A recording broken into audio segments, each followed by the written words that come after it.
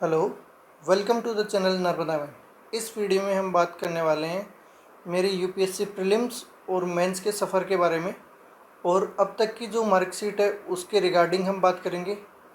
Both prelims और mains की मैं आपको मार्कशीट दिखाने वाला हूं, और साथ में हम उसमें जो वीक एरियाज़ हैं या जो स्कोप ऑफ इम्प्रूवमेंट जहाँ है वो वाले एरियाज़ को भी आइडेंटिफाई करेंगे। तो अब तक मैंने 3 मेंस दिए हैं और इस बार 2025 में इंटरव्यू भी दिया है। तो सबसे पहले हम इंडिविजुअल मार्कशीट की बात करेंगे, उसके बाद उनका हम एक कंपैरेटिव एनालॉजी देखेंगे, और लास्ट में जो प्रीलिम्स के मार्कशीट है उसको भी देखेंगे कि ओवर द ईयर मैंने कैसे परफॉर्म किया है, और उसमें भी स्पेसिफिकली जो सी सेट के स्कोर्स है उनको एनालाइज करेंगे। तो ये मेरी 2021 की मार्कशीट है, जब मैं पहला मेंस लिख रहा था। उस टाइम मेरी प्रिपरेशन उतनी बहुत तगड़ी नहीं थी, बहुत बेसिक चीज़ें मैंने पढ़ी थी, और मैं एक आईटी जॉब का भी पार्ट था। तो ऐसे में प्रीलिम्स मेरा जॉब के साथ, फुल टाइम जॉब के साथ निकला था, तो बहुत टाइम नहीं मिला था मुझे प्रिपेयर करने का। तो ये बहुत बेसिक वाली प्रिपरेशन के बाद मेरे मार्क्स थे। तो उस साल मैंने 656 स्कोर किया था, और जो मुझे लगता है कि एक अच्छा स्कोर था उस प्रिपरेशन के हिसाब से। अब हम देख लेते हैं कि इसमें अच्छा क्या क्या था। देखो, ऐसे में 104 मार्क्स थे, बहुत अच्छा स्कोर था। जीएस 2 में 100 मार्क्स, अच्छा स्कोर था। जीएस 4 में भी मैं बोलूँगा अच्छा स्कोर था, 93 है। और जो एंथ्रोपोलॉजी पेपर 2 है उसमें 127 है, तो ये भी अच्छा स्कोर था। लेकिन अगर मैं बहुत कंसर्निंग एरियाज़ की बात करूँ तो एक तो जीएस 3 का स्कोर बहुत कंसर्निंग था, और साथ में एंथ्रोपोलॉजी 1 का स्कोर बहुत कंसर्निंग था। तो अब हम इसको कंपैरेटिवली देखेंगे कि अगले साल मैंने जो अगला मेंस लिखा उसमें कैसे इम्प्रूव किया। अगला मेंस मैंने 2023 में लिखा।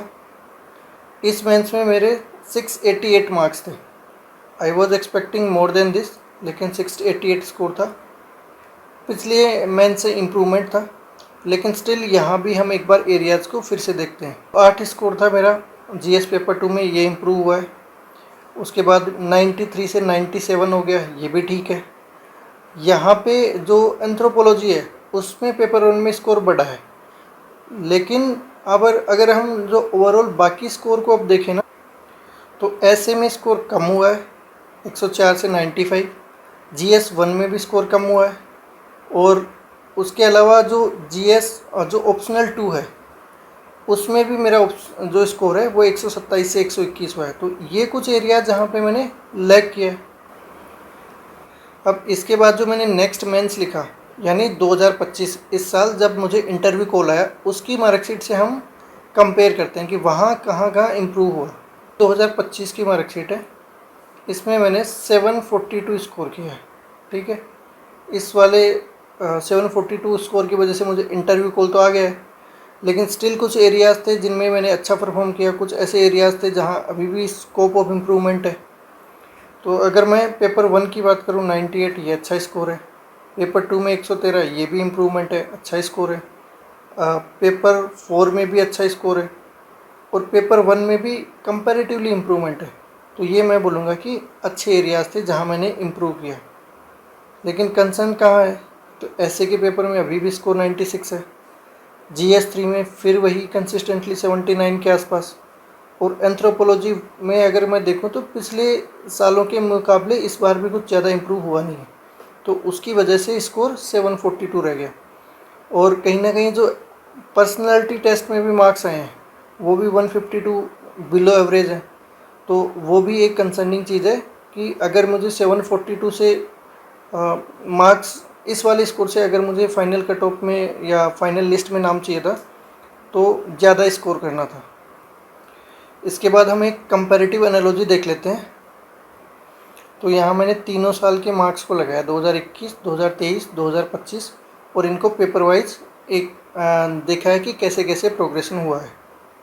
तो एक बार वो एरियाज देख लेते हैं जहाँ कंसिस्टेंटली अच्छा किया है, तो उनको हाईलाइट कर देते हैं। तो ये वाला एरिया पेपर 2 में अच्छा किया, मतलब जो जीएस 2 का पेपर 3 है उसमें अच्छा किया है। जीएस 3 में भी कंसिस्टेंटली मार्क्स बढ़े हैं। अगर मैं एंथ्रो का पेपर 1 देखता हूँ तो उसमें भी 86, 113, 124 अच्छा स्कोर है, इम्प्रूव भी हो रहा है। एक और जो मुझे बिग ग्रीन दिख रहा है वो ये 98 नंबर है, क्योंकि पिछले सालों के मुकाबले ये नंबर काफ़ी अच्छा बढ़ा है। 80, 75 और इस साल 98 है। तो कंपैरेटिवली जो GS1 का स्कोर है मेरा, वो मुझे काफ़ी से बढ़ा हुआ लग रहा है। तो ये मेरा एक अच्छा पॉजिटिव रहा है इस वाले अटैम्प्ट में। लेकिन एक जो मुझे नेगेटिव नज़र आ रहा है वो है ऑप्शनल 2 में, पेपर 2 127 पहले साल ही अच्छा स्कोर था, फिर 121 है, फिर 123 है।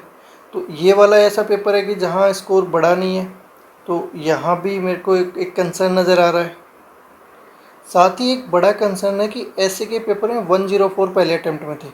उसके बाद ओवर द ईयर मैंने काफ़ी इंप्रूव करने की कोशिश करी है, पर 95 96 वाली रेंज में मार्क्स आ रहे हैं। तो ये भी एक बड़ा कंसर्न है। तो ऐसे पेपर 2 भी, जो ऐसे पेपर है, वो भी एक बड़ा कंसर्न है। साथ ही GS में पहले पेपर के जो GS3 है उसमें 2021 के मुकाबले तो नंबर बढ़े हैं, लेकिन वो 2023 में बढ़ गए थे। 23 के से अब कुछ नहीं इम्प्रूव हो रहा है, 79 है। तो ये भी एक बड़ा नेगेटिव पॉइंट है, या ऐसा बोल सकते हो जहाँ इम्प्रूवमेंट का स्कोप है। अब देखो, ऐसे में बिल्कुल क्लियरली पता है कि ऐसे में स्कोप है। यहाँ पे आप 110 के अराउंड आप आराम से स्कोर कर सकते हो, और एवरेज स्कोर है तो ये स्कोर किया जा सकता है इतना। 110 से 120 वाली रेंज में स्कोर किया जा सकता है। अगर मैं GS के पेपर 1 से लेके 4 की बात करूं, तो मेरा पहले साल 340 के आसपास स्कोर था, फिर ये बढ़ के 360 हुआ, और इस साल 2025 में 400 हो गया लगभग। तो यहाँ मेरा अच्छा इम्प्रूवमेंट है। तो ओवरऑल इन चारों स्कोर का स्कोर मैं जोड़ूँ तो ये 400 के आसपास आता है नियरली। तो वो सही नंबर है। अगर इसको मैं बहुत अच्छी रेंज में ले जा सकता हूँ तो यहाँ आराम से 20 नंबर बढ़ा सकता हूँ, तो ये 420 वाली कैटेगरी में आ सकता है। लेकिन ऑप्शनल की बात करें, जहाँ तक ऑप्शनल की बात करें, ऑप्शनल में ओवरऑल मेरा स्कोर बढ़ा है 213, उसके बाद 234 था, उसके बाद इस बार 247 आया। लेकिन स्टिल ये जो रिक्वायर्ड रेंज है जहाँ ऑप्शनल का स्कोर है वो 270 टू 280 के आसपास होना चाहिए, उससे भी 247 तो अभी कम है। ये दोनों मिला के 247 ही हो रहा है। तो यहाँ भी एक मेजर इम्प्रूवमेंट का स्कोप है। तो अगर मैं अपने एरियाज़ फाइंड करूँ जहाँ पे मुझे काम करने की ज़रूरत है, वो है एक तो ऐसे पेपर 1 या जो ऐसे का पेपर है उसमें, GS का पेपर 3 है उस पर अच्छा काम करने की ज़रूरत है, और एंथ्रो के जो दोनों पेपर है उसमें भी स्पेसिफिकली जो पेपर 2 है उसमें मार्क्स नहीं बढ़ रहे। साथ ही पर्सनैलिटी टेस्ट में भी मेरा स्कोर कम है, तो यहाँ भी स्कोप है। तो अगर मैं ओवरऑल अपना एनालिसिस करूँ तो ये 3-4 एरिया मुझे नज़र आ रहे हैं जहाँ से अगर मार्क्स बढ़े तो मैं बहुत अच्छा स्कोर कर सकता हूँ, और जो ये नोट रिकमेंडेड है इस स्टेटस को भी मैं चेंज कर सकता हूँ। अब वीडियो के लास्ट पार्ट में हम मेरी जो प्रीलिम्स की मार्कशीट है उसको भी देखेंगे और कंपैरेटिवली हम कंपेयर करेंगे। ये मेरी 2021 की मार्कशीट है। इसमें पेपर 1 में 85 मार्क्स थे और पेपर 2 में 120 मार्क्स थे। बहुत मार्जिन से कट ऑफ से मैंने इस बार, मतलब इस साल कट ऑफ पार करी थी, लेकिन उस अटैम्प्ट में जो मेंस लिखने को मिला वो मुझे लगता है कि बहुत क्रूशियल था मेरी आगे की जर्नी के लिए। तो कई बार ये छोटे छोटे मार्जिन आपके फेवर में काम करते हैं, तो मतलब आगे के लिए चीज़ें ज़्यादा क्लियर नज़र आती हैं।